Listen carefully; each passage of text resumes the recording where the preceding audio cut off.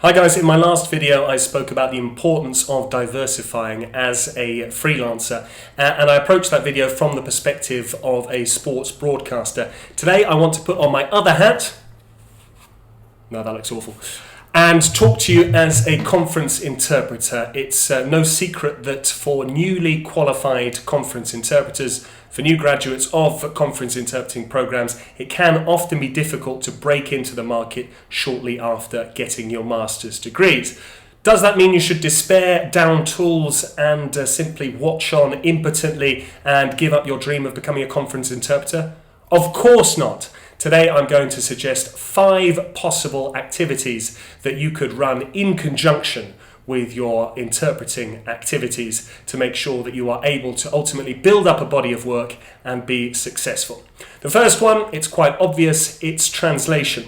I've never really understood this simmering underlying rivalry that there seems to exist between translators and interpreters. Personally, I've always enjoyed both skills. What I would suggest is that you need a slight mindset switch if you are going from interpreting into translation. You do need to have that extra dose of patience, I would suggest. I like to try and strike the balance between using my instincts as an interpreter in that we only get one bite at the cherry to find that solution, and then also being very diligent and detailed in my approach, Googling, researching and find the right term. So that's the first one, translation. The second possible option for a sideline activity, something else to do in conjunction with your conference interpreting, is language tuition.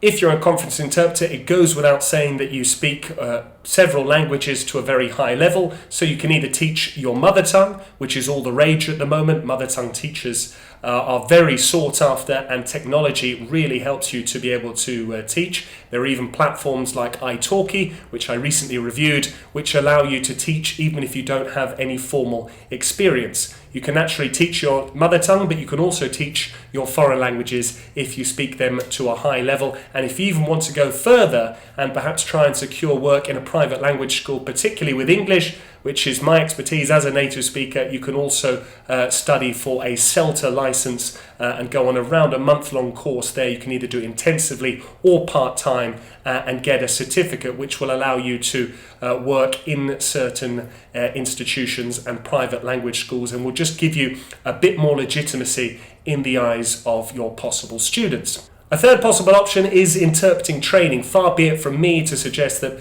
a newly qualified graduate would be in a position to be able to then pass on that knowledge they've only recently acquired to the next generation of conference interpreters. I don't think that would be particularly wise, to be honest. All of your legitimacy typically comes from the breadth of your experience. However, there are opportunities to work as a lector or a lectrice in conference interpreting programs, particularly if after your master's degree you decide to move abroad to one of the countries where your languages are spoken because you want to improve your language skills in that country. There it could simply be a case of contacting the local university. Perhaps you're an Italian A and you contact the local university and offer to write speeches for them in return naturally for a wage. And then you're perhaps able to also use their facilities to continue to practice. It's great if you can make the most of their booths and also do some networking with colleagues. The fourth option is Voiceover. Obviously, this is our main tool, our main instrument, our ability to communicate and to speak, and hopefully you've got a nice pleasant voice to listen to as well. Voiceover, when done well, can be particularly lucrative. I should just open a slight parenthesis here and just premise this by saying that all of these activities I'm suggesting, naturally they would be done in conjunction with other things, so you're never really going to reach the same level of specialization as someone who dedicates their entire career towards those industries, which is why I would never suggest that someone dabbling in a bit of voiceover on the side would be able to really compete with established voiceover artists. You can go on their website. It's absolutely phenomenal what they're able to do in terms of the range and variety they can have in terms of tone and inflection and emotion in their voices, from documentaries to corporate videos to more light-hearted advertising campaigns. It really is a lot of fun to go and listen to those. Nonetheless, I do know of a colleague who translates material for tour guide programs and then also adds value to that client by recording the voiceover himself of the particular tour guide material. So that could be a potential avenue. Number 5, sports broadcasting. This is the route that I've gone down myself. It's my USP, if you will, my unique selling point.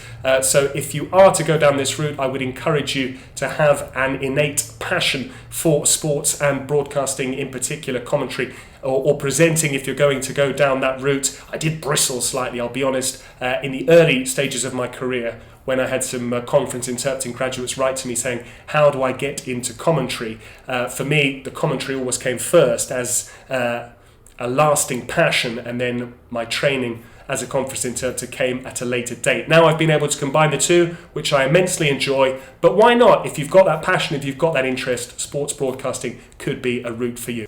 So there you have it, 5 ideas on some activities that you can use and work on to support your primary role as a conference interpreter. It will take patience initially. I remember in my own case, I qualified from Bath in 2011, June of that year. In September of the same year, I failed the EU accreditation test. In the intervening 18 months, though, I was able to work on commentary in particular and some of those other activities that I've mentioned, which allowed me to earn a living. Before then, I successfully passed the EU accreditation test 18 months later in February 2013. So do not despair. It can be very daunting when you qualify as a conference interpreter, but there are plenty of opportunities out there, especially if you're willing to play the long game.